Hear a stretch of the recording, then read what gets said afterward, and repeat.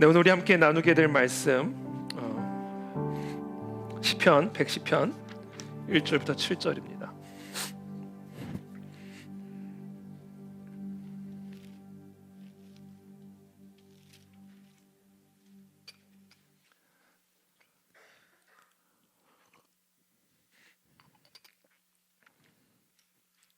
시편 110편 1절부터 7절까지 한 절씩 저 여러분들이 교독하겠습니다. 저부터 읽겠습니다. 여호와께서 내 주에게 말씀하시기를 내가 네 원수들로 네 발판이 되게 하기까지 너는 내 오른쪽에 앉아 있으라 하셨도다.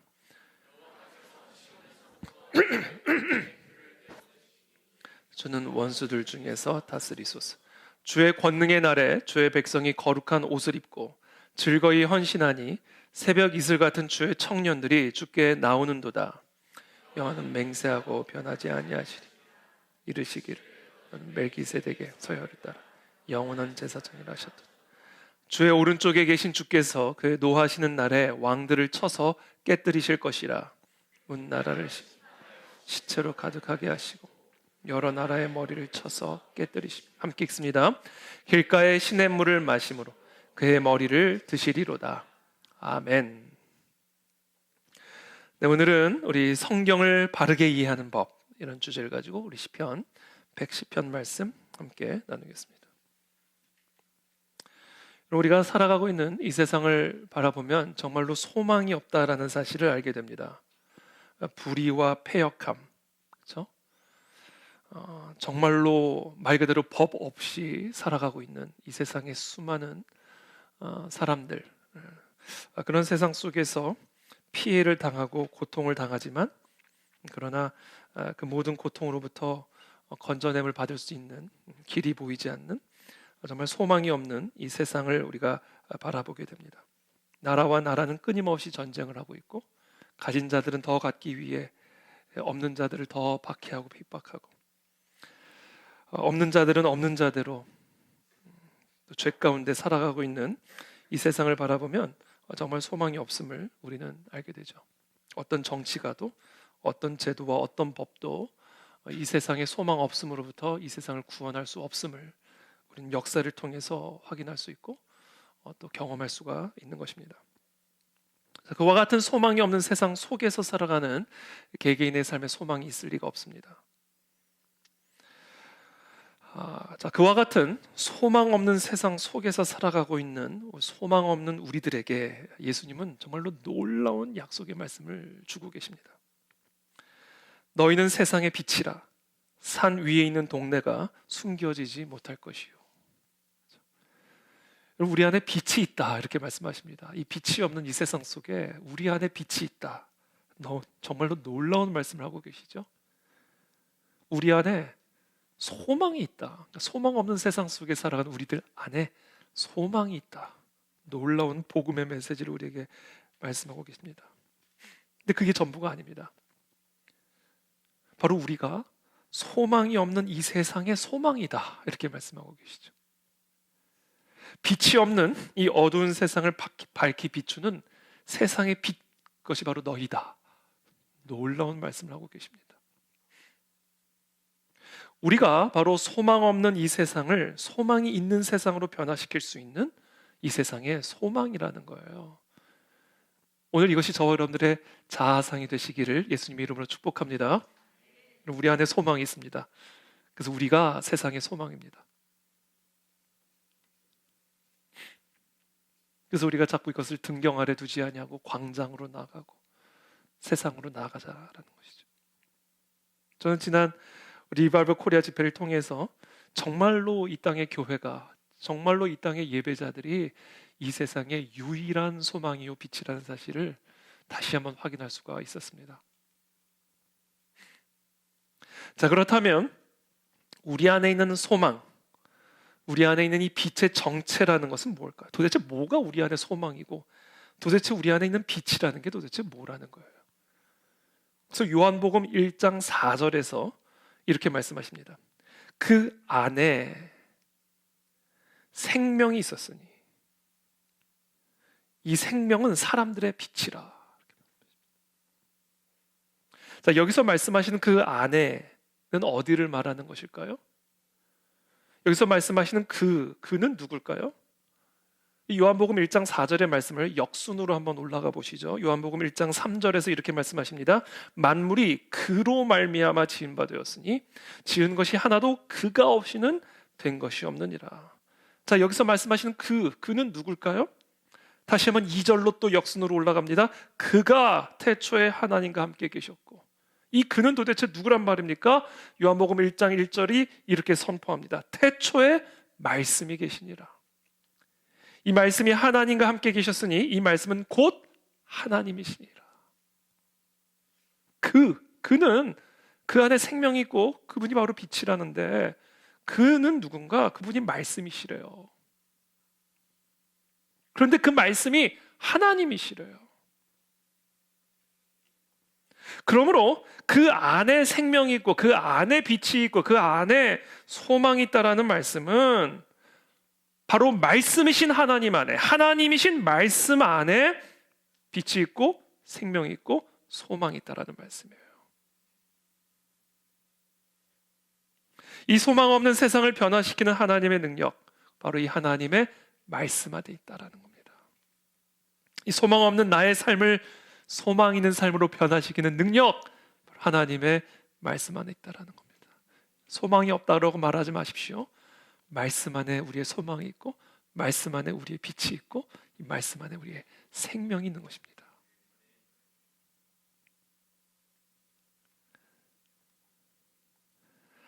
바로 그 하나님의 말씀이 기록되어 있는 책, 바로 성경이에요. 그렇기 때문에 우리는요, 성경을 사랑해야 합니다. 성경을 사랑하십니까? 성경을 사랑하셔야 돼요. 이 안에 하나님의 능력이 있고 소망이 있고 빛이 있습니다. 이 세상의 소망이, 세상의 생명이, 세상의 빛이 어떤 정치가에 있는 게 아닙니다. 말씀 안에 있습니다. 그래서 우리는 성경을 사랑해야 합니다. 그런데 성경을 사랑하는 것보다 훨씬 더 중요한 게 있어요.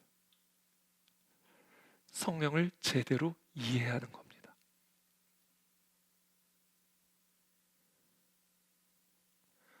성경을 다양한 관점으로 이해할 수 있습니다. 다양한 묵상, 다양한 해석은 얼마든지 가능합니다. 내 안에 계신 성령 하나님께서 똑같은 구절을 어떻게 비추어 주시느냐에 따라 똑같은 구절을 묵상하지만 또 똑같은 구절을 설교하지만 우리는 다양한 성령의 음성을 들을 수가 있게 됩니다. 그러나 이 성경에 대한 다양한 관점과 다양한 해석, 성령의 역사로 말미암는, 성령의 영감으로 말미암는 이 성경, 기록된 이 성경 활자체에 대한 다양한 성령의 해석과 성령의 영감을 넘어서 성경을 왜곡해서 이해하는 것은 성경을 짓밟는 일입니다. 그건 성경을 훼손하는 일입니다. 그래서 성경을 사랑하는 일보다 훨씬 더 중요한 일은 성경을 제대로 이해하는 겁니다. 그것만큼 성경을 사랑하는 길은 없는 겁니다. 성경을 사랑하는 사람이 성경을 왜곡해서 이해하는 것은 정말로 큰 불행입니다. 신천지도 성경을 사랑한다라고 말을 하고요. 제7일 안식교도들도 천주교도들도 성경을 사랑한다라고 말합니다. 그러나 그들은 성경을 왜곡해서 잘못 이해하고 있기 때문에 성경을 향한 그들의 사랑은 그들에게 축복이 아니요 불행과 저주가 될 수밖에 없는 것입니다. 성경을 사랑하는 것보다 훨씬 더 중요한 건 성경을 제대로 이해하는 겁니다. 자, 그렇다면 성경을 바르게 이해하는 것이란 무엇일까요? 어떻게 하면 성경을 바르게 이해할까요? 어떻게 생각하세요? 어떻게 하면 성경을 바르게 이해? 성경을 이렇게 똑바로 보면 바르게 이해하는 걸까요? 이렇게 보면 삐뚤어 보는 거고. 어떻게 하면 성경을 바르게 이해하는 것일까요? 성경을 바르게 이해하는 것이란 성경을 성경적으로 이해하는 겁니다. 성경을 성경으로 이해하는 거예요. 그것이 성경을 바르게 이해하는 겁니다.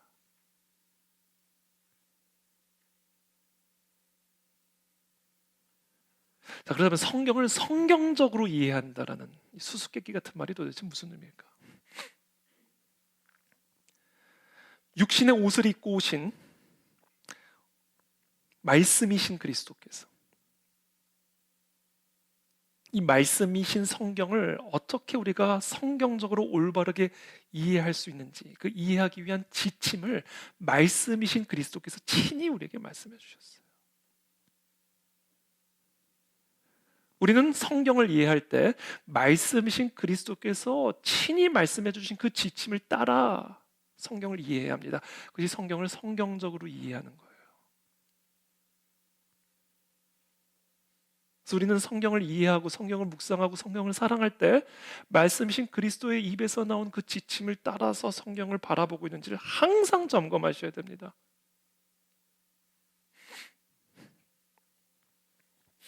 그럼 그 예수 그리스도께서 성경을 바르게 이해하기 위한 지침, 그것은 무엇이라고 말씀하셨는가? 요한복음 5장 39절부터 40절까지의 말씀 다 함께 읽어보겠습니다. 시작.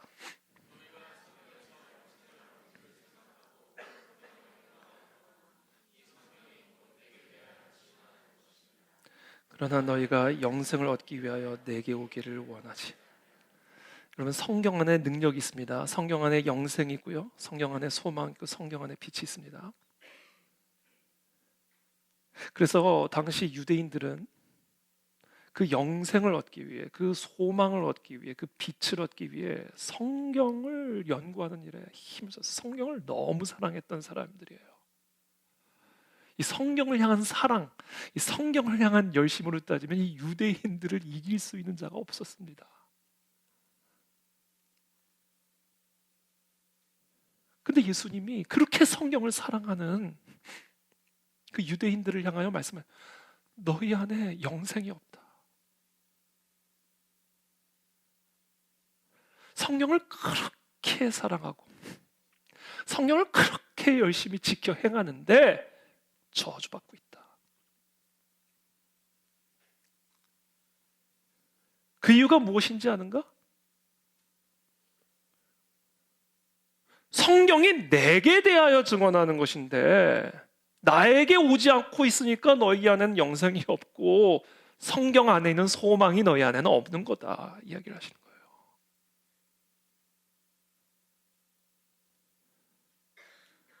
그러면서 5장 42절에 바로 이어서 이렇게 말씀하십니다. 다만 하나님을 사랑하는 것이 너희 속에 없음을 알았노라. 와, 성경을 그렇게 사랑하고 하나님을 그렇게 사랑하는데 그들 안에 하나님을 향한 사랑이 없대요. 이게 예수님의 판결입니다. 왜요? 성경은 그리스도의, 여기서 말하는 성경은 구약 성경입니다. 이 성경은 그리스도에 관해서 증언하는 책인데 그리스도에게로 오지를 않고 있으니, 구약 성경을 예수 그리스도에 관한 책으로 받아들이지를 않고 있으니 너희는 영생이 없다, 하나님을 사랑하는 사랑이 없다, 그 얘기를 하시는 거예요.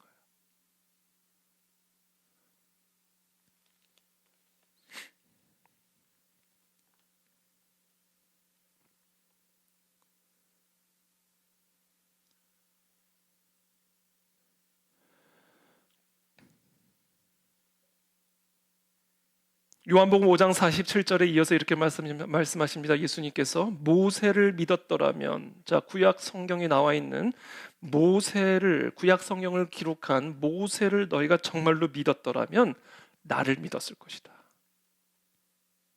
왜냐하면 그는 나에 대해서 기록하고 있기 때문이다. 그러나 그의 글도 믿지 아니하거든. 그의 글을 믿지 않았다니요. 유대인들이 얼마나 모세의 율법을 사랑하고 지켜 행했는데요. 여기저기에 기록해놓고 그것을 얼마나 열심히 암송을 했는데, 얼마나 모세가 기록한 글들을 사랑한 사람들인데요. 근데 그의 글을 너희는 믿지 않고 있다, 이렇게 얘기하는 거예요. 왜요? 그의 글이 그리스도 나에 관해 증언하는 글인데 나에게로 오지 않고 있으니 너희 안에는 그 그리스도의 그 글을 믿는 믿음이 없다. 얘기했습니다. 그래서 너희에게는 여전히 저주 아래 있고 너희 안에는 생명이 없고 소망이 없고 빛이 없는 것이다. 그렇게 말씀하시는 겁니다. 요한복음 1장 14절에서 또 이렇게 말씀하십니다. 말씀이 육신이 되어 우리 가운데 거하심에 우리가 그의 영광을 보니 아버지의 독생자의 영광이요 은혜와 진리가 충만하더라. 말씀은 예수 그리스도십니다. 그렇기 때문에 이 활자로 기록된 이 하나님의 말씀인 이 성경은요, 그리스도로 충만한 책이에요. 1.1회까지 다 그리스도를 가리키고 있는 책이란 말입니다. 하나도 빠짐없이 모든 글이 오직 그리스도, 그분에 대해서 증언하고 있는 책이란 말이에요. 이게 성경을 성경적으로 이해하는 방법이고, 그때 비로소 우리 안에 생명이 있고 빛이 들어오고 소망이 들어오게 되는 거예요.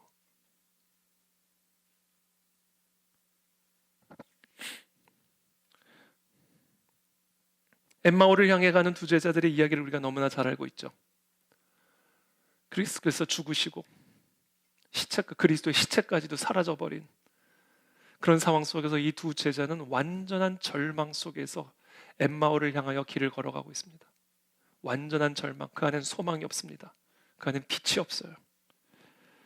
그렇게 완전한 절망 속에서 엠마오를 향해 가는 두 제자들 옆에 부활하신 그리스도께서 동행을 하십니다. 그러나 이들은 부활하신 그리스도께서 나와 동행하고 계심에도 불구하고 사망의 음침한 골짜기를 부활하신 그리스도께서 나와 함께 동행하고 계심에도 불구하고 그것을 알지 못하고 슬피 울며 절망 가운데 걸어가고 있었단 말이에요. 그 이유가 뭐예요? 예수님이 뭐라고 말씀하세요? 미련하고 선지자들이 말한 모든 것을 마음에 더디 믿는 자들이요, 그리스도가 이런 고난을 받고 자기의 영광에 들어갈 것이 아니냐? 이게 구약의 선지자들이 말한 그 모든 내용의 핵심이 아니냐? 그리고는 예수님께서 어떻게 하기 시작하셨어요? 이에 모세와 모든 선지자의 글로 시작하여 모든 성경에서 말하는 성경, 구약 성경, 모든 성경에 쓴 바 자기에 관한 것을 자세히 설명하시니라. 그때 어떤 일이 일어나요? 그들의 눈이 밝아져 빛이 들어온 거예요. 그러니까 눈이 밝아지는 거예요. 그인 줄 알아보더니 예수는 그들에게 보이지 아니하시는지라. 그들이 서로 말하되 길에서 우리에게 말씀하시고 우리에게 성경을 풀어주실 때에, 그때 무슨 일이 일어났어요? 우리 마음 속에서 마음이 뜨겁지 아니하더냐? 생명이 들어온 거예요. 말씀을, 성경을 그리스도에 관한 증언으로 풀어주실 때, 그때 우리 안에 생기가 들어가는 겁니다. 이 강단에서 하나님의 말씀, 성경 66권 가운데 어떤 책을 설교하든 이 성경이 예수 그리스도에 관한 증언이라는 사실을 여러분들에게 풀어서 설명할 때 여러분들의 심령에 생기가 들어가게 되는 거예요.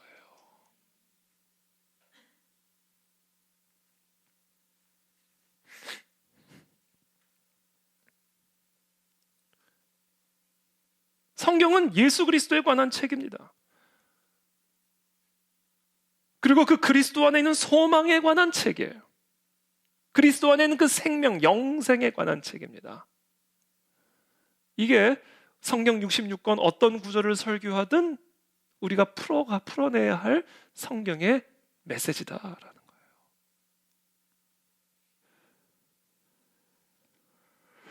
저는 오늘 성경에 대한 이야기를 그래서 여러분들과 조금 하고자 합니다.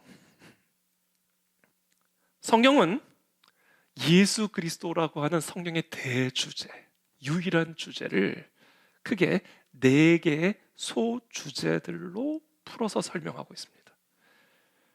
여러분들을 위해서 제가 수고해서 PPT를 만들었습니다.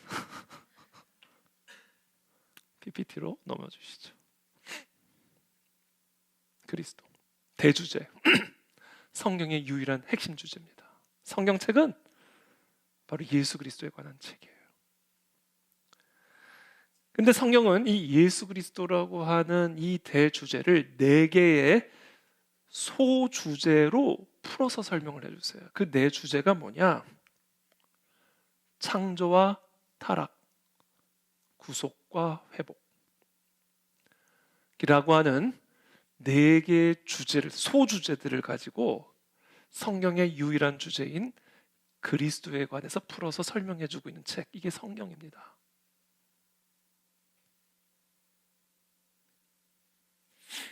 성경의 각각의 4가지 주제는 그 4가지 주제별로 우리가 깊이 연구해야 하는데, 창조, 타락, 구속, 회복, 이거 각자가 우리가 연구해야 할 큰 주제들인데, 이 4가지 주제들은 전부 다 한 방향을 가리키고 있어요. 예수 그리스도. 창조도 그리스도에 관한 이야기예요. 요한복음 1장에 그걸 얘기하는 겁니다. 태초에 말씀이 계시니라, 그 말씀이 하나님과 함께 계셨으니 그 말씀이 곧 하나님이라.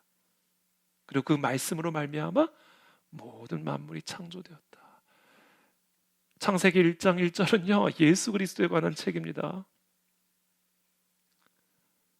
타락, 예수 그리스도에 관한 이야기죠.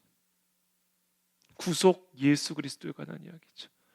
회복, 이 회복은 다른 말로 새 창조, 재창조, 예수 그리스도의 재림으로 말미암아 이루어지게 될 이야기죠. 그러니까 창조, 타락, 구속, 회복, 이 모든 성경의 4가지 큰 주제는 오직 하나의 대주제를 가리키고 있는데, 그 대주제는 바로 예수 그리스도다.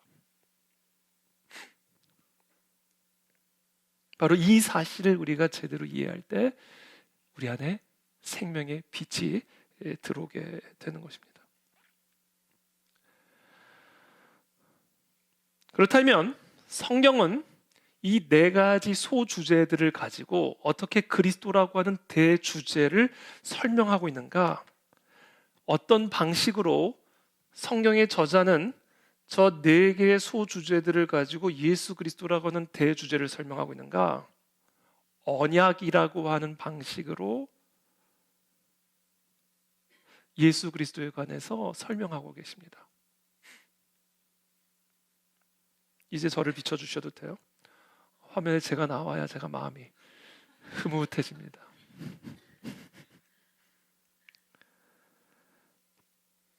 언약이야, 언약. 하나님과 한 개인이 또는 하나님과 한 민족이, 여기서 민족이란 이스라엘 민족을 의미합니다.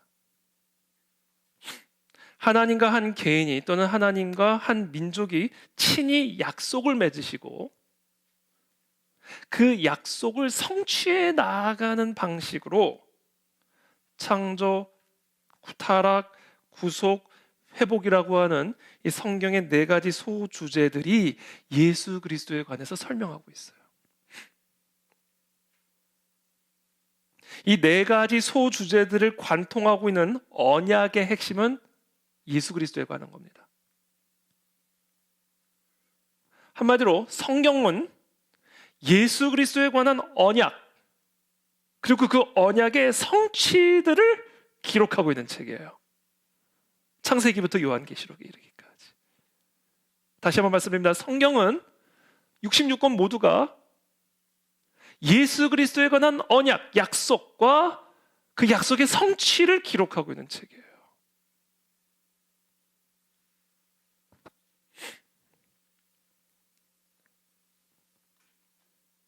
그래서 그와 같은 방식으로 성경을 이해하는 것을, 그래서 우리는 기본적으로 언약 신학 이렇게 얘기합니다. 언약 신학. 이 언약 신학이 개혁주의 신학의 핵심 사상이에요.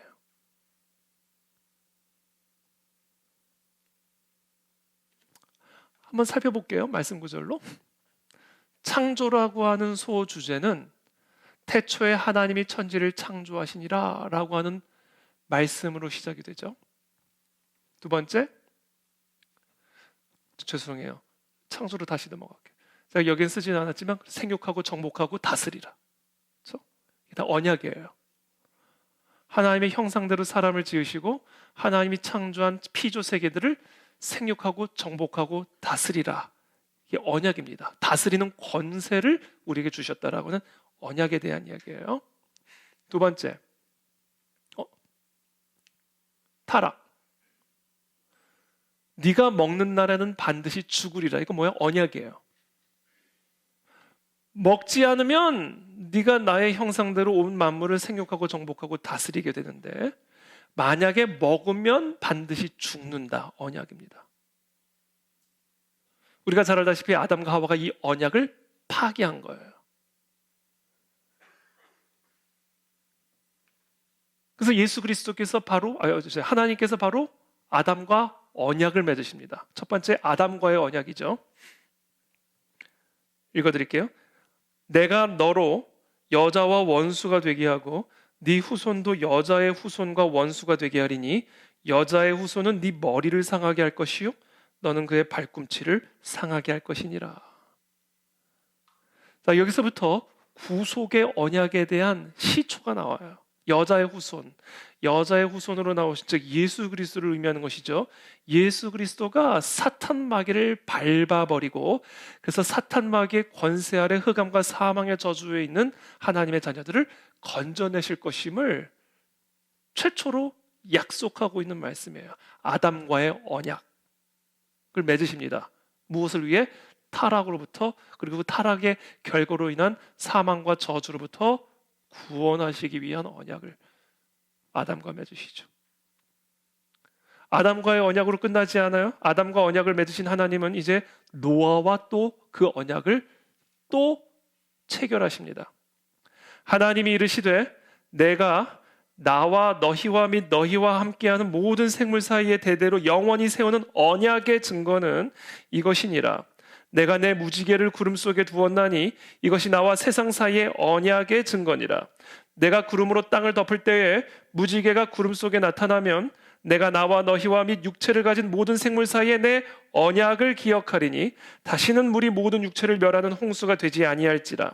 무지개가 구름 사이에 있으리니 내가 보고 나 하나님과 모든 육체를 가진 땅의 모든 생물 사이에 영원한 언약을 기억하리라. 자, 구속의 언약이에요. 하나님이 노아에게 또 이르시되 내가 나와 땅에 있는 모든 생물 사이에 세운 언약의 증거가 이것이라 하셨더라. 언약의 증거예요. 그러니까 아담과 처음에 태초에 타락 이전에 아담과 맺으신 그 언약, 생육하고 정복하고 다스리라는 이 언약을 갱신하십니다.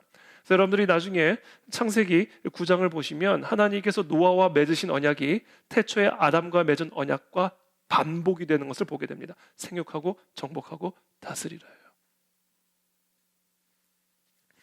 이 노아와 맺으신 그러니까 노아와 언약을 맺으신 하나님은 이제는 본격적으로 누구와 언약을 맺기 시작하세요? 아브라함과 언약을 맺으십니다. 아브라함과 맺으신 언약 창세기 12장 1절부터 2절까지의 말씀이죠. 여호와께서 아브라함에게 이르시되 너는 너의 고향과 친척과 아버지의 집을 떠나 내가 네게 보여줄 땅으로 가라. 내가 너로 큰 민족을 이루고 네게 복을 주어 네 이름을 창대하게 하리니 너는 복이 될지라. 아브라함과 맺은 언약이에요. 여러분, 제가 한 가지 여기서 질문하는 게 아브라함이 유대인인가요? 아브라함이 유대인이에요?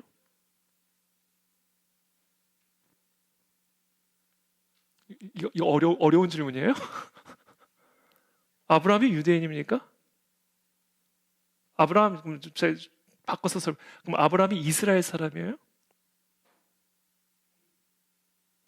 아브라함은 갈대아 우르 사람이에요. 우르 사람이에요, 아브라함.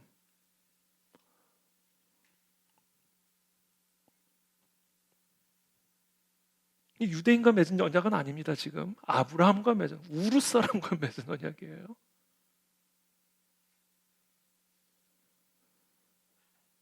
그리고는 약속하시는 거예요. 네게 보여줄 땅으로 가라. 땅이 있기도 전에 아브라함과 언약을 맺으신 겁니다. 유대인이 이스라엘이라는 나라가 유대 민족이라는 민족이 생기기도 전에 우르 사람 아브라함과 언약을 맺으신 거예요. 노아가 유대인인가요?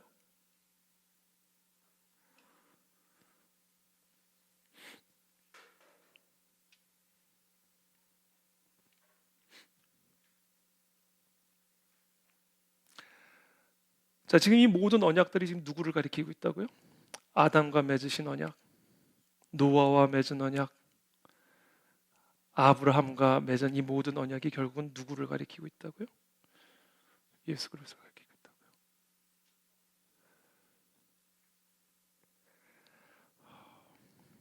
특별히 이 아브라함과 맺은 언약이 매우 중요합니다. 왜냐하면 아브라함을 통해서 이삭이 나오고 이삭을 통해서 야곱이 태어나고 하나님이 그 야곱을 이름을 바꿔주시죠. 뭐로요? 이스라엘로. 그리고 그 야곱의 후손, 야곱의 12아들을 토대로 이스라엘이라고 하는 가문이 이스라엘이라고 하는 민족이 되는 겁니다. 그래서 아브라함과 맺은 그 언약이 결국은 이삭과 야곱과 그 12지파들을 통해서 이스라엘 민족과 맺은 언약으로 확장이 되는 거예요. 그러나 그 시초는 유대인과 맺은 언약이 아닙니다. 그 시초는 이스라엘과 맺은 언약이 아니에요.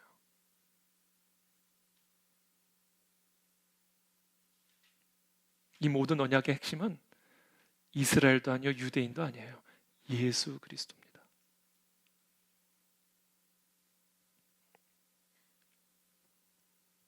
그래서 하나님께서 이스라엘 민족을, 이 아브라함과 언약을 맺으신 하나님은 이스라엘 민족을 세우셨고요. 그리고 그 가운데 다윗이라고 하는 한 목동을 세우셔가지고 이 다윗과 언약을 맺으십니다. 다윗 언약이죠. 사무엘하 7장 16절입니다. 내 집과 네 나라가 내 앞에서 영원히 보존되고 네 왕위가 영원이에요. 영원히. 사람의 왕위가 영원합니까? 지금 다윗 어디가 있습니까? 다윗 왕조는 또 지금 어디가 있습니까? 근데 지금 하나님께서 다윗과 맺은 언약은 뭐예요? 영원한 언약이에요. 다윗 네 집과 네 나라가 영원히 보존되고 네 왕위가 영원히 견고하리라.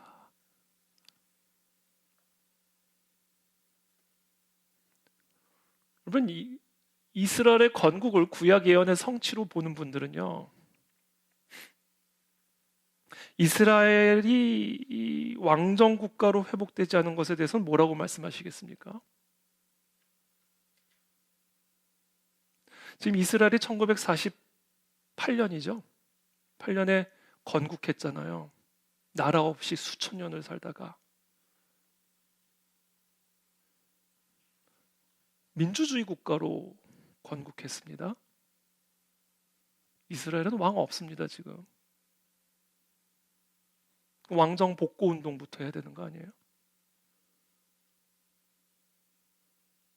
그래야 지금 이 다윗과 맺은 언약이 회복되는 거 아닙니까? 유전자 조사해가지고 다윗 후손부터 찾아내야죠. 네 집이 영원히, 네 왕위가 영원히 견고하리라 했으니까. 이게 지금 이스라엘 국가 회복에 대한 예언입니까, 이게? 아니에요. 이 모든 언약은 그리스도에 관한 것이라니까요. 이 모든 예언은 그리스도에 관한 예언이라니까요. 다윗의 후손으로 오신 예수 그리스도에 관한 언약입니다. 그리고 그 예수 그리스도를 통해서 이 땅에 세워질 영원한 하나님의 왕국에 대한 언약이에요.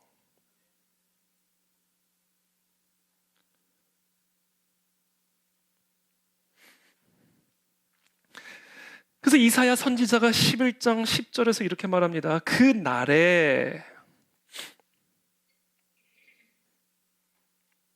여기서 말하는 그 날은 어떤 날이에요? 하나님의 언약이 성취되는 그 날에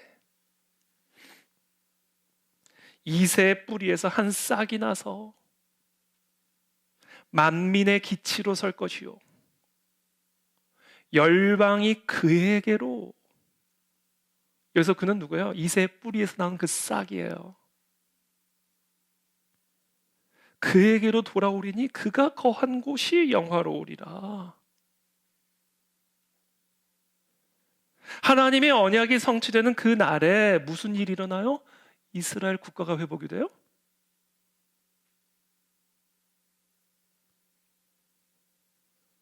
왕정이 복고가 됩니까? 도대체 이 언약이 성취되는 그날에 무슨 일이 일어난다고 말씀하시는 거예요? 그날에, 그 하나님의 언약이 성취되는 그날에 아담과 맺은 언약, 노아와 맺은 언약, 아브라함과 맺은 언약, 다윗과 맺은 언약, 그 언약이 성취되는 그 날에 어떤 일이 일어나는가? 이새의 뿌리에서 싹이 나온다는 거예요.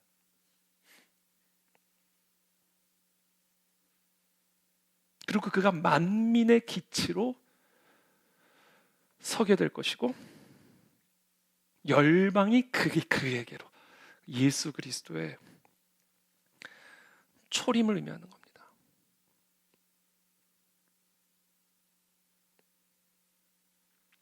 참고로 이 계시, 지금 이사야서 11장 10절에서 우리가 확인할 수 있는 것 하나가 있어요. 하나님의 언약이 성취되는 그날에는요, 이스라엘은 없어요. 그날에 이새의 뿌리에서 한 싹이 나서 만민의 기치로 설 것이요, 열방이 그에게로 돌아오리니 그가 구한 것이 영화로우리라.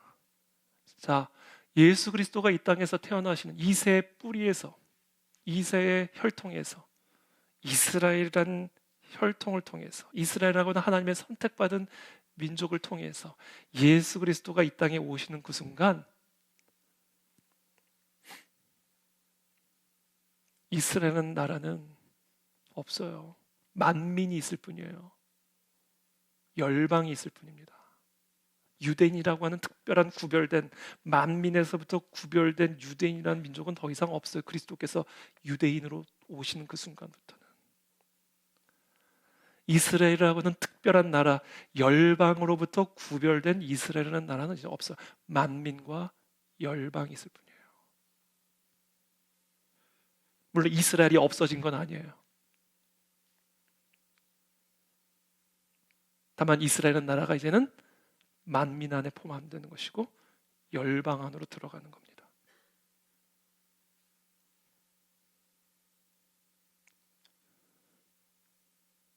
그러므로 하나님의 언약, 이스라엘을 통해서 하나님의 아들이 이 땅에 오시는 그 순간, 그래서 그 언약이 성취되는 그 순간, 이제는 만민과 구별된 유대인, 열방과 구별된 이스라엘 개념은 더 이상 존재하지 않게 되는 겁니다.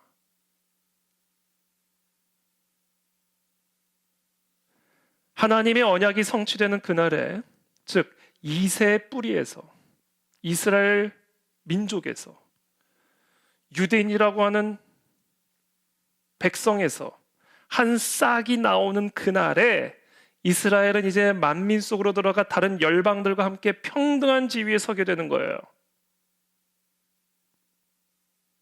그들에게 부여됐었던 선민이라고 하는, 선택받은 민족이라고 하는 특별한 지위는 더 이상 필요 없고 존재하지 않는 겁니다.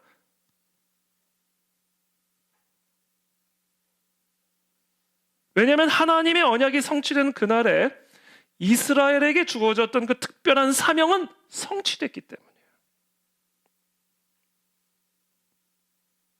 그 사명이 무엇입니까? 이새의 뿌리에서 한 싹이 나오게 하기 위한 사명. 예수 그리스도가 이 땅에 초림하기 위한 사명이 바로 하나님께서 이스라엘이라는 나라, 없던 민족과 맺으신 그 모든 언약의 핵심이에요. 이스라엘 나라가 생기기도 전에, 유대인이라는 민족이 생기기도 전에 아담과 언약을 맺으시고 노아와 언약을 맺으시고 우루 사람 아브라함과 언약을 맺으시고,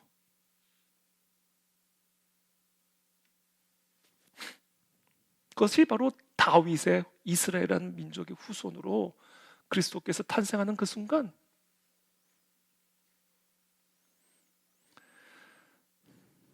그날에 이스라엘은 다른 모든 열방과 같은 지위로 돌아가게 되는 것이고, 이스라엘의 모든 유대인들도 마찬가지로 다른 모든 만민과 같은 지위로 돌아가게 되는 거예요. 그리고 그들 모두가 유대인이든 이방인이든 이스라엘이든 대한민국의 그리스도인이든 이제 우리 모두가 다 만민으로 열방으로 그리스도께로 가는 거예요.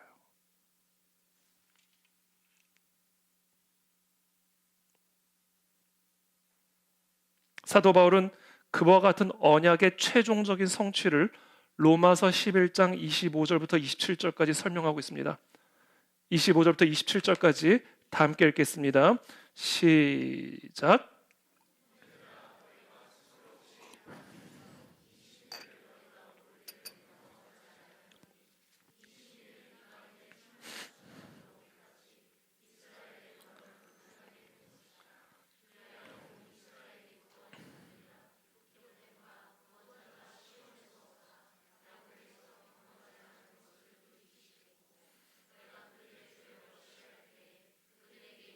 내 언약이 이것이라 함과 같으니.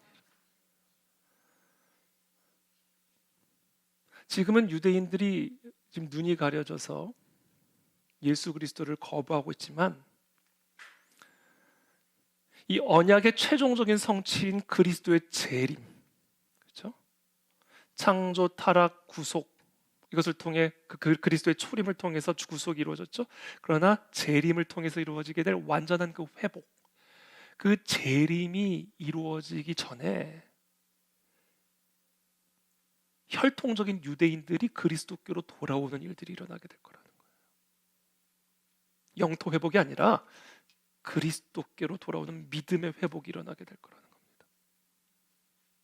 그래서 그들이 많은 만민과 많은 열방들과 함께 예수 그리스도께로 돌아오게 될 거다라는 거예요.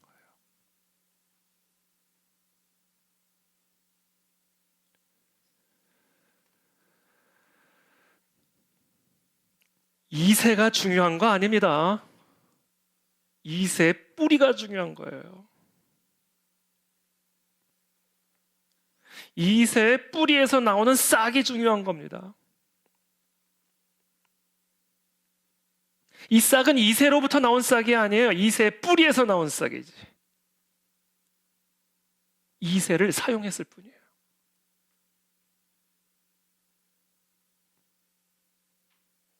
이세는 그 뿌리가 싹을 내는데 필요한 도구에 불과한 것입니다. 이스라엘이란 나라는, 이스라엘이란 민족은 하나님께서 이 땅에 예수 그리스도를 내기 위한 도구였고 통로였던 겁니다.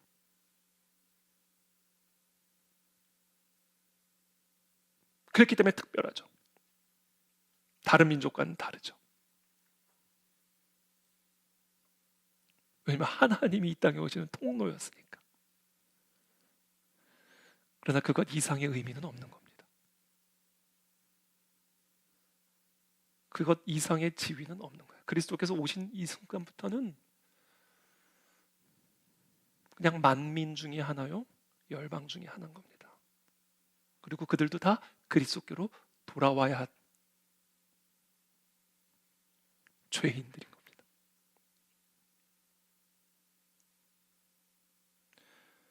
예를 들면 그리스도의 어머니,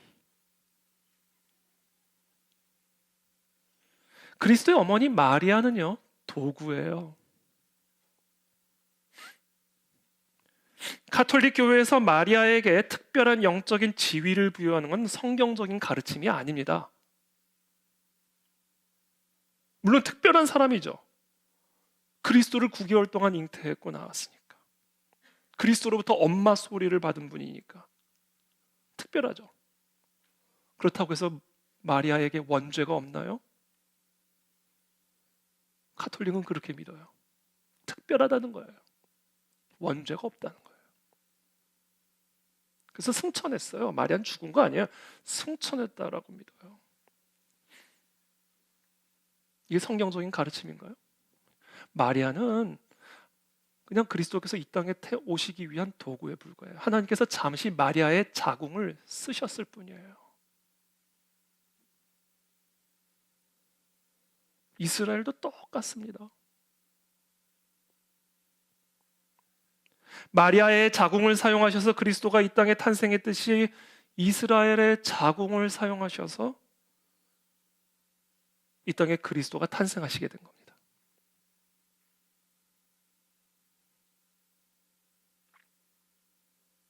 그리스도의 탄생으로 마리아의 역할은 끝났듯이 그리스도의 탄생으로 이스라엘의 역할은 끝났습니다. 더 이상 마리아에게도, 더 이상 이스라엘에게도 특별한 영적인 지위는 존재하지 않습니다. 마리아가 죄 많은 모든 인간들과 동일한 인간이요 죄인이듯이 이스라엘은 열방의 하나요 구원을 받아야 할 만민의 하나에 불과합니다. 그래서 그 날에는 이 유대인들도 이 이스라엘도 다른 이방인들과 함께 그리스도께로 돌아오게 될 것이들, 그것을 예언하고 있는 겁니다. 그런 의미에서 소위 말하는 대체 신학은 매우 잘못된 신학입니다. 대체 신학의 핵심적인 주장이 뭐죠? 이런 신학이 저는 존재하는지도 모르겠지만 대체 신학의 핵심적인 주장이 뭐죠? 교회가 이스라엘을 대체했다라는 주장이에요. 그래서 대체 신학입니다. 교회가 이스라엘을 대체했다. 이건 완전히 잘못된 신학이죠. 어떻게 교회가 이스라엘을 대체해서 이스라엘이 교회가 될 수 있단 말이에요? 이스라엘은 교회가 될 수 없습니다. 오직 그리스도인만이 교회가 될 수가 있습니다. 왜냐하면 교회의 머리는 아브라함도 아니요 모세도 아니기 때문에 오직 한 분, 예수 그리스도가 교회의 머리가 되시기 때문에 율법의 행위로 말미암음이 아니라 오직 예수 그리스도를 믿음으로 말미암아 하나님의 의롭다함을 받은 그리스도인들만이 교회가 될 수 있기 때문에 교회가 이스라엘을 대체했다라는 소위 말하는 대체 신학은 완전히 잘못된 신학이에요.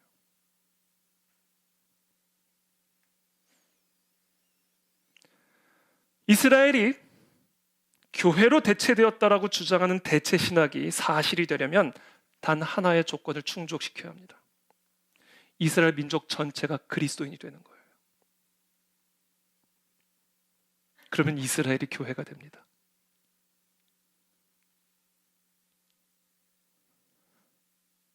당연한 얘기 아니에요? 처음 듣는 얘기처럼 들으세요. 여러분, 유대인이 구원받을 수 있습니까? 아니에요. 유대인 그리스도인만이 구원을 받을 수 있어요.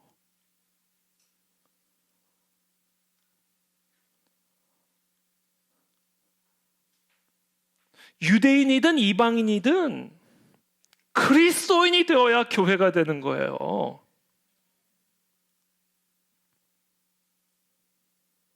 이방인들은 그리스도를 믿어야 교회가 되고 구원을 받고, 유대인들은 아브라함의 후손이니까 이방인들과는 다른 방식으로 구원을 받고, 다른 길이 있어요?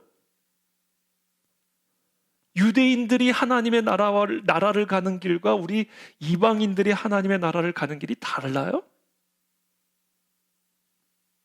무슨 말도 안 되는 얘기예요.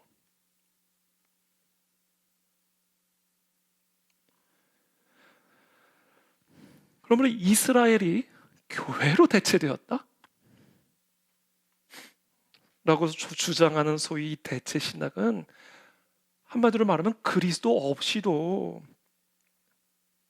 유대인들이 구원을 받을 수 있다는 말이에요. 그건 말이 안 되는 얘기죠.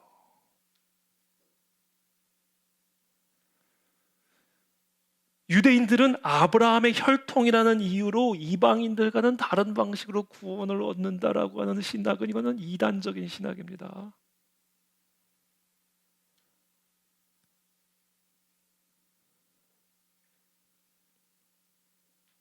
그것은 유대인의 회심을 회방하여 이스라엘의 진정한 회복을 방해하는 사탄의 전략이라고밖에 말할 수가 없어요.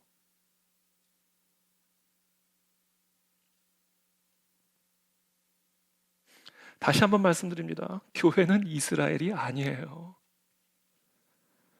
교회는 그리스도인이에요. 이스라엘이 교회가 되려면 이스라엘이 그리스도인이 돼야만 합니다.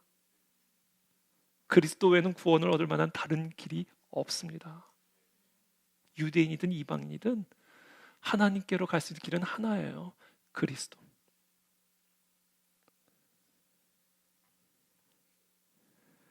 그러므로 이스라엘이 교회가 되었다. 이스라엘이 교회로 대체되었다. 그렇게 표현하면 안 되고요. 정확하게 이렇게 표현해야 합니다. 유대인 그리스도인들이 교회가 되었다. 교회의 일원이 되었다.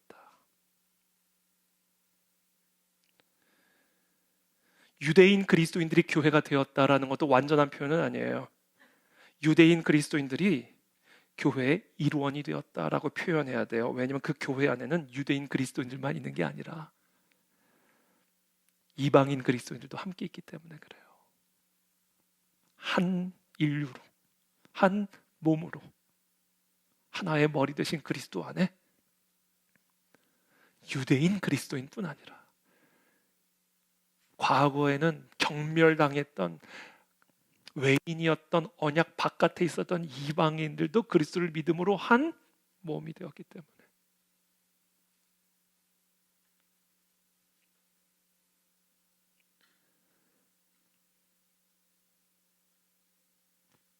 교회 안에 유대인은 없습니다. 기억하십시오. 교회 안에 유대인 그리스도인은 있습니다. 교회 안에 이스라엘은 없습니다.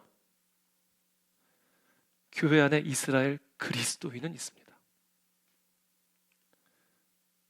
그런데 교회 안에 유대인 그리스도인들만 있는 것은 아닙니다.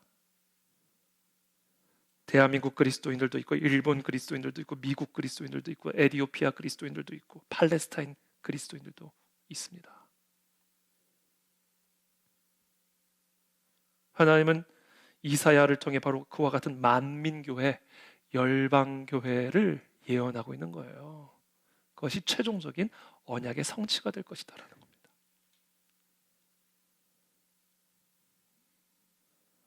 그날에 이새의 뿌리에서 한 싹이 나서 만민의 기치로 설 것이요 열방이 그에게로 돌아오리니 그가 구한 곳이 영화로우리라.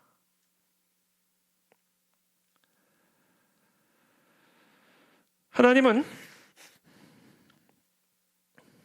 오늘 성경 관통하는 날입니다. 하나님은 아담과 맺은 언약, 노아와 맺은 언약, 아브라함과 맺은 언약, 그리고 아브라함의 언약은 이삭을 통해 야곱과 언약, 야곱과의 언약은 야곱의 이름을 이스라엘로 바꿔주신 다음에 이스라엘의 12아들을 통해 세워지는 이스라엘이라고 하는 민족과의 언약으로 이어지게 됩니다. 그래서 이스라엘 민족이 특별한 거예요. 이스라엘하고만 그런 언약을 맺으셨기 때문에. 그리고 그 언약은 이스라엘만을 위한 언약이 아니에요. 열방을 위한 언약이었습니다. 그리고 그 모든 언약의 중심은 아브라함도 아니요, 모세도 아니요, 누구? 예수 그리스도다라는 거예요. 그러므로 성경에 기록된 이 언약의 성취라는 것은 무엇의 성취를 의미하는 거예요? 아브라함과 이삭과 야곱 그리고 야곱의 후손으로 세워진 이스라엘 민족과 맺은 그 언약이 성취되었으면 무엇의 성취를 의미하는 거예요? 땅의 회복을 의미하는 거예요? 국가 회복을 의미하는 겁니까?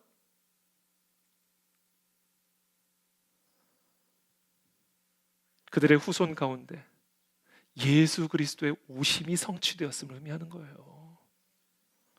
그리고 그분이 다시 오실 것임을 성취하는 거예요. 그게 성경입니다, 여러분.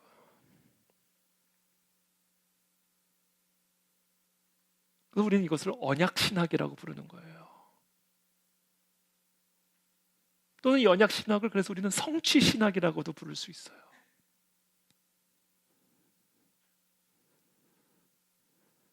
이와 같은 성경 해석을 언약신학이라 부르든지 성취신학이라 부르든지 또는 회복신학이라 부르든지 뭐 어떻게 부르든 상관이 없어요. 중요한 거는 그리스도가 모든 언약의 중심이라는 거예요. 땅도 아니요, 혈통도 아니요, 국가도 아닙니다. 자, 성경에서는 이 언약을 다른 말로 뭐라고 표현하는지 아세요? 언약을 다른 동의어가 있어요. 예언이라고 부릅니다. 예언. 아직 일어나지 않을 일, 그러나 분명히 일어날 일이기 때문에 예언이라고 부르죠. 하나님의 언약은 예언의 형태로 기술이 되어 있고 그와 같은 예언을 위해 보냄을 받은 자들이 바로 구약의 선지자들입니다. 자, 신약의 사도들은 그 구약의 선지자들의 예언을 예수 그리스도라고 하는 중심 주제를 가지고 신학적으로 설명해 준 분들이에요. 히브리서 1장 1절부터 2절까지 다 함께 한번 읽어보겠습니다. 시작.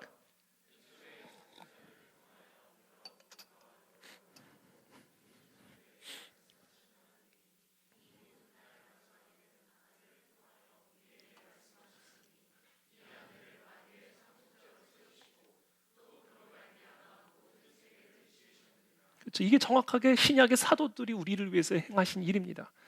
옛적의 구약의 선지자들을 통해서 여러 부분과 여러 모양으로 창세기부터 말라기까지 우리 조상들에게 말씀하신 하나님이 이 모든 날 마지막에는 아들을 통하여 예수 그리스도를 통해서 우리에게 말씀하셨으니 이 아들을 만유의 상속자로 세우시고 그로 말미암아 모든 세계를 지으셨느니라. 예수 그리스도에 관한 이야기임을 구약의 선지서들을 통해서 설명해 주는 분들이 사도들이에요.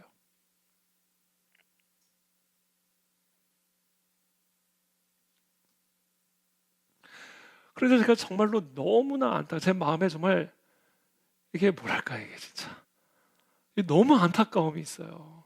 여전히 성전에 심취해 있어. 너무나 많은 그리스도인들이. 정말 제가 마음이 막 타버리는 것 같아요. 너무 안타까워서. 여전히 혈통에 심취해 있어. 여전히 국가에 심취해 있어.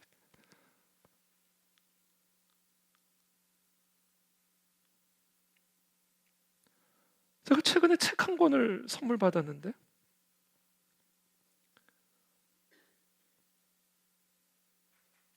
그 책에 이런 내용들이 기록이 되어 있어요.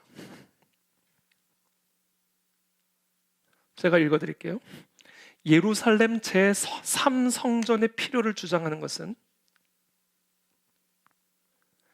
예수님이 직접 인용하신 다니엘서 9장 27절에 의하면 적 그리스도가 평화조약을 맺고 그 후 제사와 예물을 금지하고 자신의 우상을 예루살렘 성전에 세울 것이라고 말씀하고 있기 때문이다.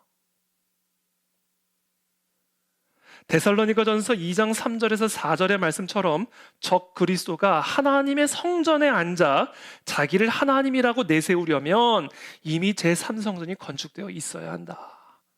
예언의 성취를 우리가 하는 거예요? 적 그리스도가 하나님의 성전에 앉아가지고 있으려면 빨리 성전을 재건해야 된다는 얘기예요. 저는 정말 기가 막힙니다. 기가 막혀. 적 그리스도를 위해서 지금 제3성전을 빨리라도 지어야 된단 말입니까?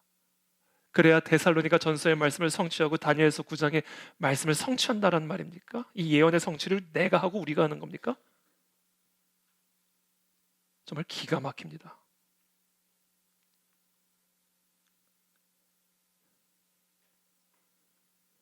봄 절기에 맞추어 초림하신 예수님을 가을 절기를 통해 예행 연습을 하다가 주님을 맞이하게 된다는 믿음을 가진 자들에게 제3성전의 건립은 절실하다. 오늘날 예루살렘 성전 계획은 진행 중에 있으며 주변 상황도 긍정적으로 바뀌고 있다.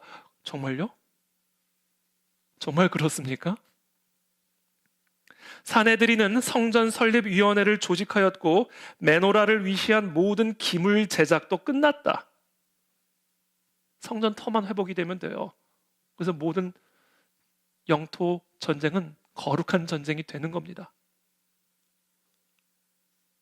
설계도가 만들어졌고 건축할 날만 기다리고 있다. 현재는 유전자 검사를 통해 그 직무를 감당할 레위파 혈통을 찾아 제사 직무에 대한 교육을 하고 있다. 제가 이 책을 읽고 정말 유전자 검사하고 있대요. 레위 지파 찾기 위해서.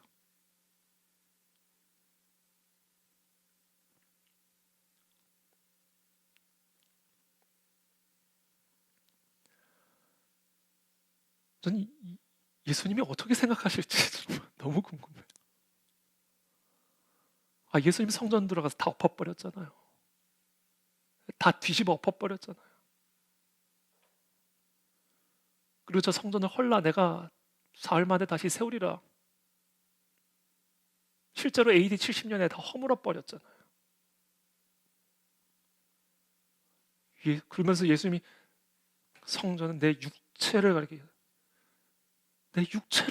내 육체가 성전이야. 그 말씀하셨잖아요. 근데 지금 적그리스도가 앉아 있을 하나님의 성전이 필요하니까 빨리 성전 재건해야 된다고요?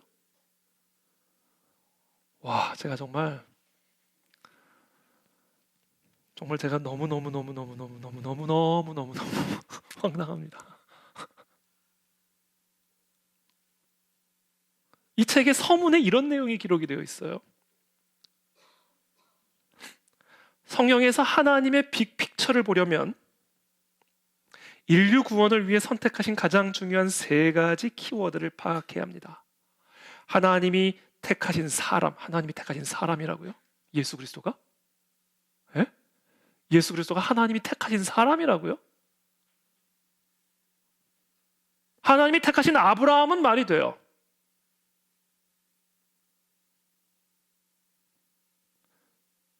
이거 대한민국 유수한 아주 유명한 출판사에서 나온 책이에요.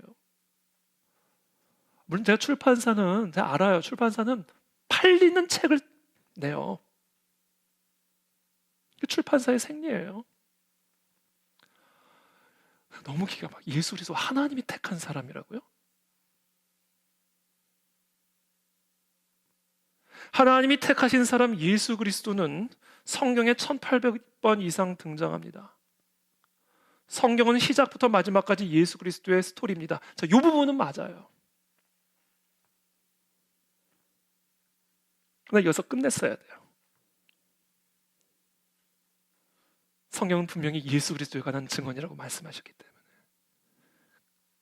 그러나 이 저자는 두 가지 키워드가 더 있대요. 하나님이 택하신 한 민족 이스라엘은 성경에 2300번 이상 하나님이 택하신 사람은 1800번 나오는데 하나님이 택하신 민족은 2300번 이상 나온대요. 예수 그리스도는 이스라엘 민족을 통해 초림하셨고 인류 구원을 위하여 이스라엘과 관련하여 재림하십니다. 열방은요? 이스라엘과 관련해서 재림하는 게 아니고 열방과 관련해서 재림하는 거죠. 정말 이분이 성경을 어떻게 보는 건지 잘 모르겠어요. 하나님이 택하신 예루살렘은 세 번째 키워드 예루살렘이에요. 성경에 세 가지 키워드가 있는데 첫 번째는 하나님이 택한 사람 예수 그리스도고요. 두 번째는 이스라엘, 세 번째는 예루살렘. 성경을 이렇게 보면 어떻게 합니까?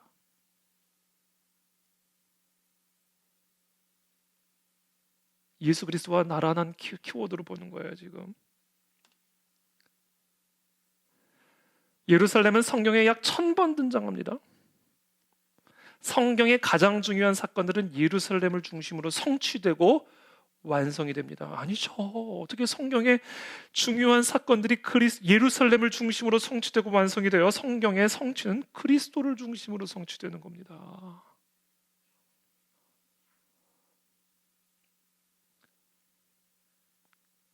이런 식으로 성경을 해석하니까 지금 레위인 혈통 유전자 검사하고 있는 거예요.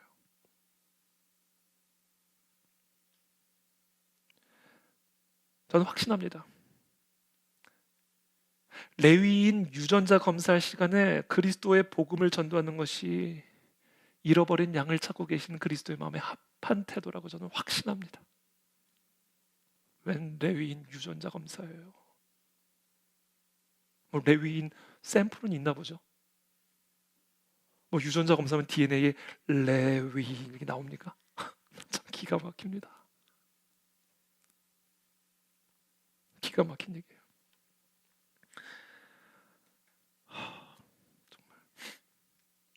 에베소서 2장 20절부터 22절 다 함께 읽어보겠습니다. 시작.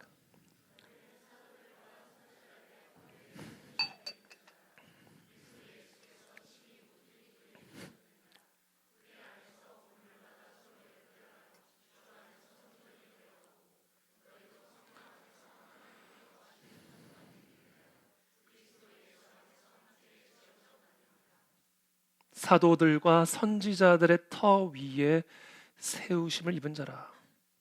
자, 교회는 사도와 선지자들의 터 위에 세워졌다는 것은요, 이 성경의 언약의 성취, 그것의 토대 위에 교회가 세워졌다는 말씀이에요. 그리고 그 언약의 성취는 누구예요? 그리스도예요. 그래서 그리스도가 그 성전의 모퉁이 돌이 되는 겁니다. 그리고 우리 모두는 이방인이든 유대인이든 그 그리스도를 믿음으로 서로 연결되어지는 성전의 건물들이 되는 거예요.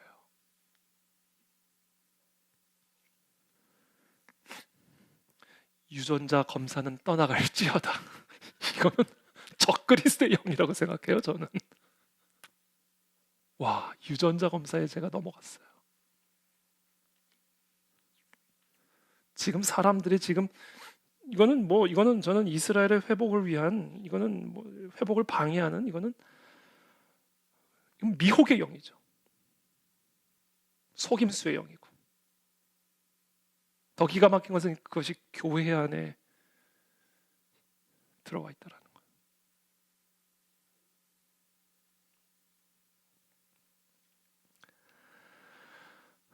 창조, 타락, 구속, 예수 그리스도의 초림에 대한 언약의 성취를 통해 구속까지 완성이 됐어요. 그리고 그리스도의 초림과 재림 사이를 우리가 살아가고 있고, 이때를 마지막 때라고 부릅니다. 왜 이때를 마지막 때라고 부르냐면 이 성경의 네 가지 단계죠. 창조, 타락, 구속. 그리스도의 초림으로 말미암아 구속이 완성이 됐어요. 그러나 이제 그리스도의 재림을 통해 새 하늘과 새 땅이 창조되어야 되는 마지막 회복의 단계가 남아있기 때문에 그리스도의 초림과 재림까지 이 시기를 마지막 때, 말세, 종말의 때라고 부르는 겁니다. 그리스도의 재림이 마지막으로 남아있는 성경의 언약이에요. 다 성취됐어요. 재림만 남아있는 겁니다. 그래서 사도 바울은 로마서 11장에서, 제가 이번 주에 또 조금 더 상세하게 설명을 드리겠지만, 로마서 11장에서 그리스도께서 다시 오시는 그 재림, 마지막 언약의 성취를 앞두고 이방인의 수가 충만해지고 유대인들의 수가 여기서 말하는 유대인은 이스라엘 혈통적 이스라엘 민족들을 의미하는 겁니다. 이 유대인의 충만한 수가 교회의 이론으로 들어가게 될 것임을 분명하게 약속하고 있어요. 그게 이스라엘의 회복이에요. 땅이 아니라.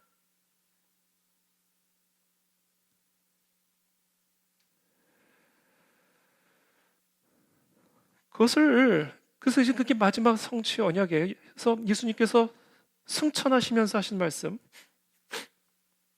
사도행전 1장 6절부터 11절까지 우리 다 함께 읽어보겠습니다. 시작.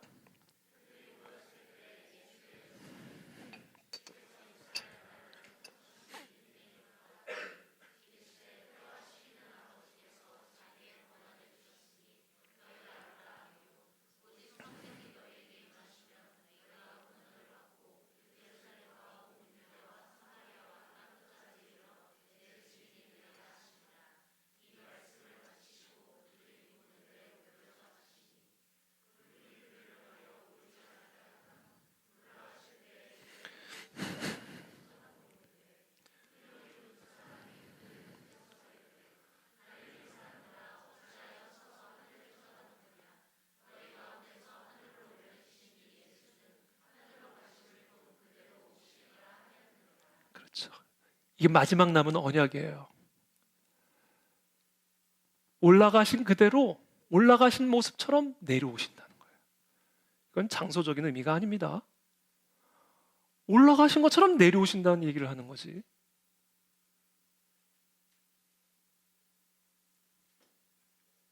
이제 그것만 남아있는 거예요. 그래서 우리가 살아가는 이때를 마지막 때라고 부르는 겁니다.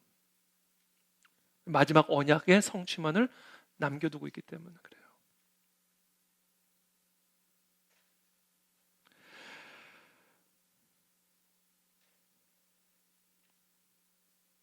구약의 예언은 그리스도의 초림을 통해서 부분적으로 성취되었고 이제 그리스도의 재림을 통해서 완전하게 성취될 겁니다. 그래서 신약 성경은 그리스도의 초림을 통해 구약 예언이 부분적으로 성취되었음을 기록하고 있을 뿐만 아니라 이제 그리스도의 재림을 통해서 완전하게 성취될 것을 예언하고 있는 책입니다. 그것이 바로 성경 전체를 관통하고 있는 언약 사상입니다. 그래서 성경의 맨 마지막 책은 남아있는 언약을 끝까지 믿고 기다리라는 소망의 메시지를 상징과 비유의 형태로 기록하고 있는 요한계시록인 거예요. 그래서 요한계시록을 읽으면서 공포에 쩐다? 이거는 완전히 성경을 잘못 읽고 있는 거예요. 요한계시록은 처음부터 끝까지 소망의 메시지입니다. 희망의 메시지. 다시 오신다. 반드시 이긴다. 끝까지 그러므로 견뎌라.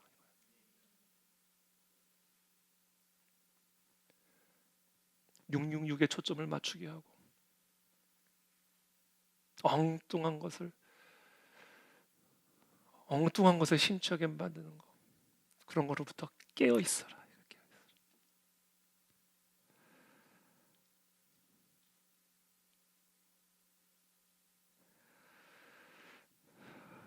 오늘 본문은 바로 그 마지막 때를 살아가는 우리들에게 주시는 계시의 말씀이에요. 마지막 남아있는 그 그리스도의 재림을 앞두고 있는 우리들에게 주시는 언약의 말씀입니다.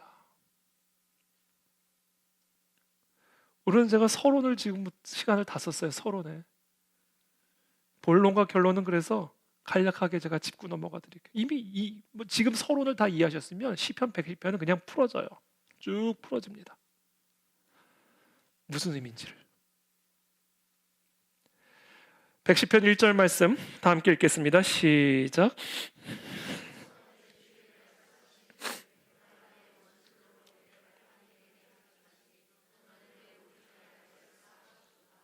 시편 기자인 다윗은 그의 주가 되실 자신의 자손에 대한 계시를 받고 있습니다.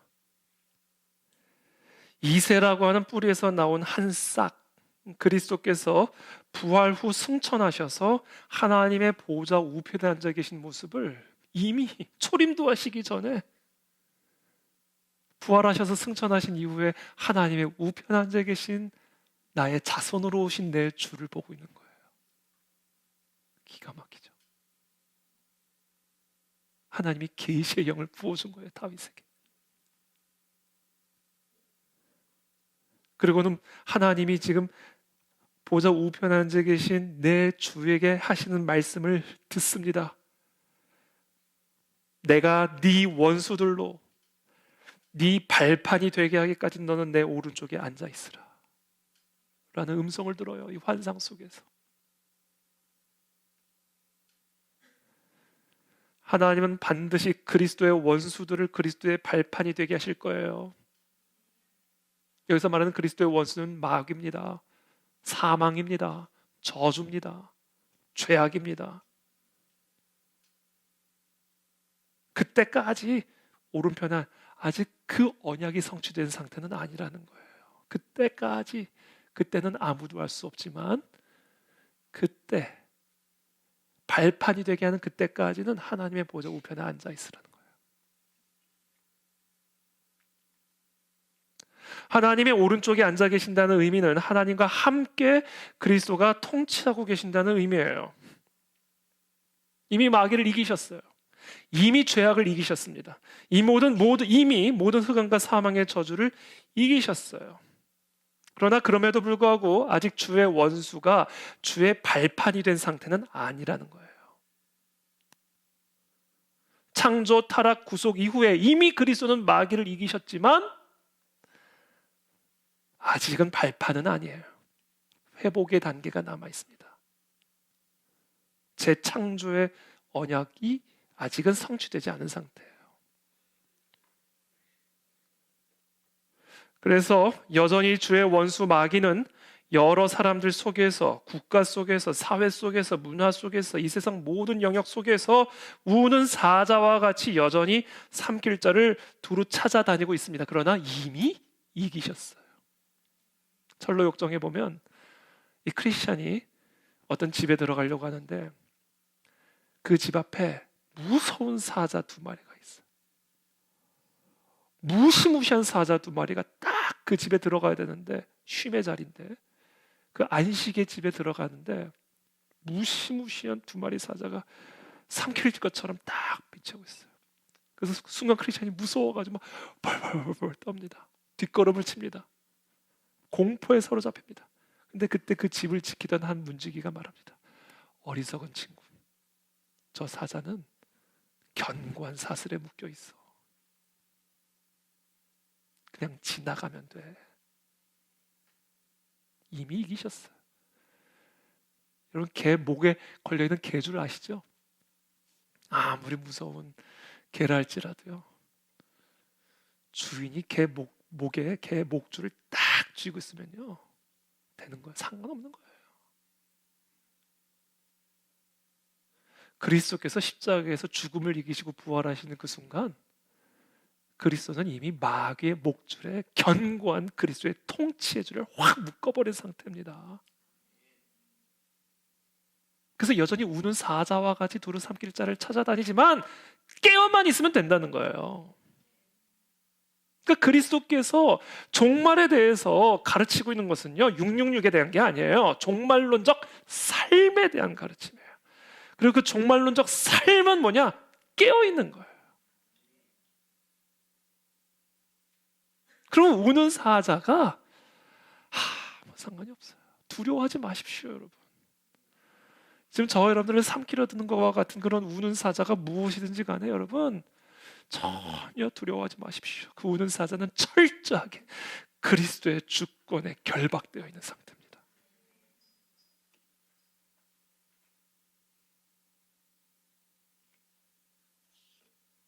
근데 문제는 아직 발판은 아니라는 거예요.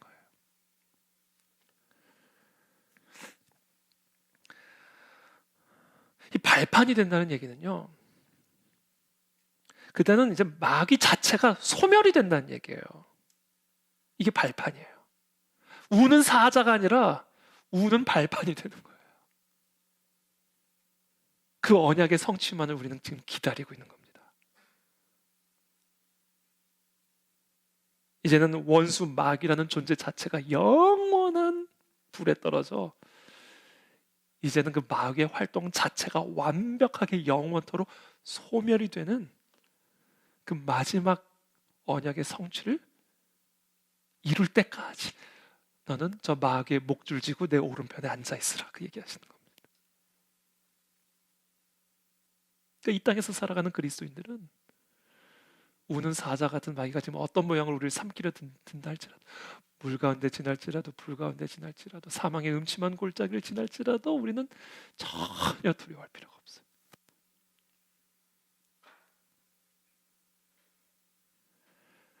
2절입니다. 여호와께서 시온에서부터 주의 권능의 규를 보내시리니 주는 원수들 중에서 다스리소서. 바로 이 때문이에요. 하나님의 보좌 우편에 앉으셔서 주의 권능의 규를 가지고 주의 원수들 중에서 완벽하게 다스리고 계시기 때문에 우는 사자와 같이 두루 삼킬 자를 찾아다닌다 할지라도 깨어만 있으면 되는 거예요.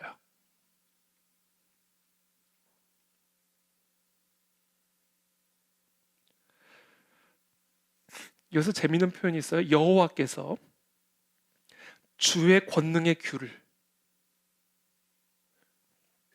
하나님의 그 권능의 지팡이를 내 하나님 우편에 계신 그리스도에게 보내신다는 거예요. 그래서 주는 여기서 주는 하나님 우편에 계신 그리스도예요.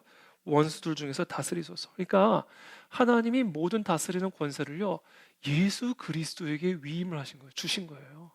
하늘과 땅의 모든 권세를 하나님이 그리스도에게 주신 거예요. 그래서 하나님 보좌 우편에 앉아 계신 겁니다.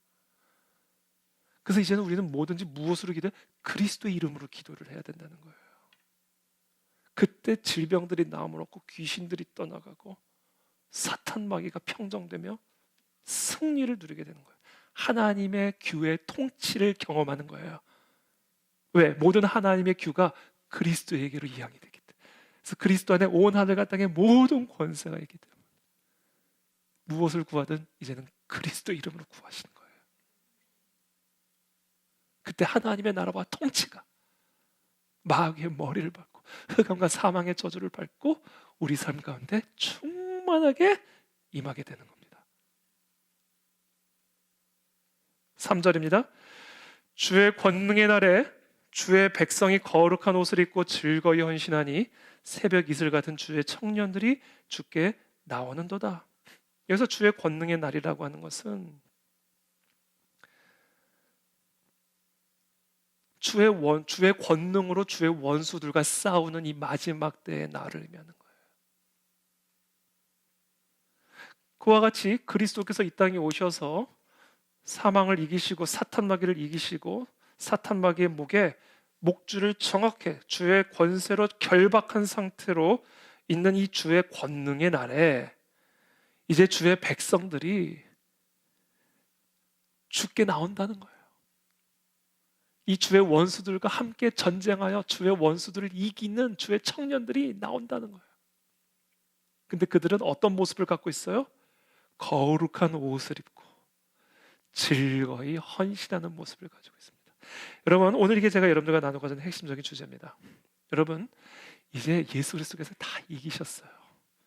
무엇이 저와 여러분들을 지금 위협하고 있다 할지라도, 무엇이 저와 여러분들을 두렵게 만든다 할지라도 전혀 두려워할 필요가 없습니다. 그리스도 안에 온 하늘과 땅의 모든 권세가 성취됐어요. 사탄 마귀가 어떤 모습으로 우리를 위협하든 그들의 목에는 주의 권세에 줄이 결박당한 상태입니다. 그러니까 이제는 우리는 뭐를 하면 돼요? 거룩의 옷을 입고 즐거운 마음을 가지고 주께로 나아가면 되는 거예요. 예배자입니다. 예배자. 예배만 하면 돼요. 예배만 드리면 된다고요, 여러분. 그러면 통일도 되고요, 질병도 낫고요, 가난도 떠나가고요, 광야의 길이 나고 사막의 강이 납니다. 뭐만 하면? 예배만 하면 돼요. 근데 그냥 예배만 드려서는 안 돼요. 어떻게? 거룩의 옷을 입고 예배 드려야 돼요. 그리고 즐거운 마음으로 예배를 드려야 됩니다. 이것은 무엇을 의미하는가? 그리스도께서 우리의 죄를 용서하셔서 거룩의 옷을 입히셨고, 그래서 하나님의 자녀가 되는 권세를 얻게 함으로 말미암아 그리스도 이름으로 구하는 건 무엇이든지 응답하신다라는 이 약속을 믿음으로 즐겁게 예배드리라는 거예요. 그러니까 우리가 거룩의 옷을 입고 즐거이 헌신하며 주의 청년들이 주께로 나온다, 이 예배자의 모습은요, 그리스도께서 우리를 위해서 행하신 그 놀라운 역사를 믿음, 나의 모든 죄를 감당하시고, 그래서 그 모든 죄로 인한 죄의 싹을 다 담당하심으로 이제 우리를 하나님의 자녀가 되는 옷을 입게 하심으로 우리를 하나님의 자녀로 삼아주신 이 사실을 즐거워함으로 예배 자리에 나가라는 거예요. 그때 그 그리스도의 놀라운 통치가, 하나님의 통치가 우리 삶 가운데 임하게 된다는 겁니다. 갑자기 춤추고 싶어지네. 이게 복음이에요, 여러분. 성경은 바로 이것에 관한 책입니다. 4절입니다. 여호와는 맹세하고 변하지 아니하시리라 이르시기를 너는 멜기세덱의 서열을 따라 영원한 제사장이라 하셨도다. 제사장, 그래서 제사장, 예수 그리스도는 멜기세덱의 반차를 따라 오신 제사장, 제사 드리는 분, 자신의 몸을 제물로 우리의 모든 죄를 사하시고 하나님의 의롭다는 옷을 입혀주심으로 하나님의 자녀가 되는 권세를 갖게 하시기 위해 이 땅에 오신 제사장. 5절에 주의 오른쪽에 계신 주께서 그의 노하시는 날에 왕들을 쳐서 깨뜨리실 것이라. 문 나라를 심판하여 시체로 가득하게 하시고 여러 나라의 머리를 쳐서 깨뜨리시며 길가에 시냇물을 마심으로 그의 머리를 드시리로다. 최종적인 회복에 대한 약속이죠. 이제 이 세상 나라 다 무너져 내리고 이 세상의 모든 권세자들 다 무너져 내리고 새 하늘과 새 땅이 창조되어 그리스도가 다스리는 완전한 회복의 단계를 바라보며 지금 다윗은 계시에 대한 기록을 마치고 있는 거예요. 놀랍지 않습니까?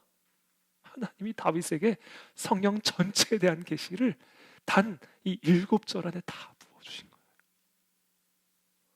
정말 놀랍습니다.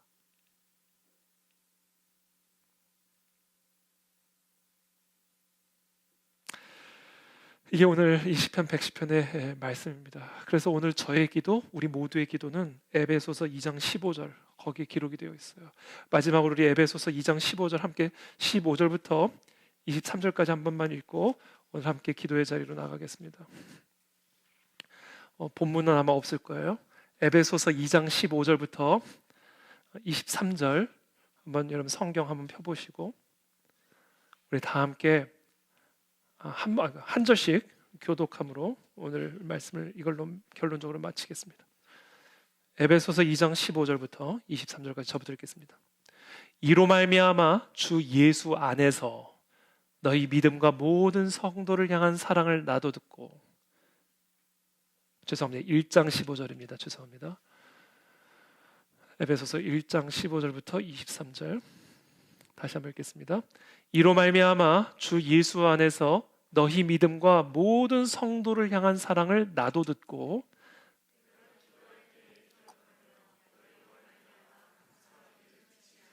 사도 바울의 기도입니다. 에베소 교회 성도들을 위한 17절에 우리 주 예수 그리스도의 하나님, 그냥 하나님이 아니에요.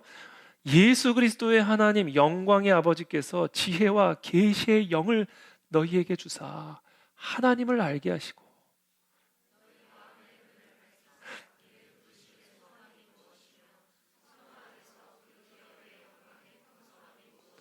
그의 힘의 위력으로 역사하심을 따라 믿는 우리에게 베푸신 능력의 지극히 크심이 어떠한 것을 너희로 알게 하시기를 구하노라. 그의 능력이 그리스도 안에서 역사하사 죽은 자들 가운데서 다시 살리시고 하늘에서 자기의 오른편에 앉으사 모든 통치와 권세와 능력과 주권과 이 세상뿐 아니라 오는 세상에 일컫는 모든 이름 위에 뛰어나게 하시고 또 만물을 그의 발 아래 복종하게 하시고 그를 만물 위에 교회의 머리로 삼으셨느니라. 함께 읽습니다. 교회는 그의 몸이니 만물 안에서 만물을 충만하게 하시는 이의 충만함이니라. 아멘. 아멘. 이것을 볼 수 있는 눈이 열리기를 지금 사도 바울은 기도하고 있습니다. 여러분 오늘 이 밤에 이 밝은 눈을 가지고 그리스도의 이름으로 구하십시오. 그리스도 안에 온 하늘과 땅의 모든 권세와 주권들이 들어가 있습니다.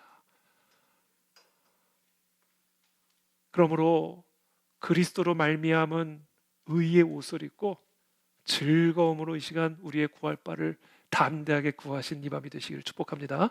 하나님의 나라와 통치가 우리 가운데 임할지어다. 성령의 생기가 들어갈지어다. 기도하며 나가겠습니다.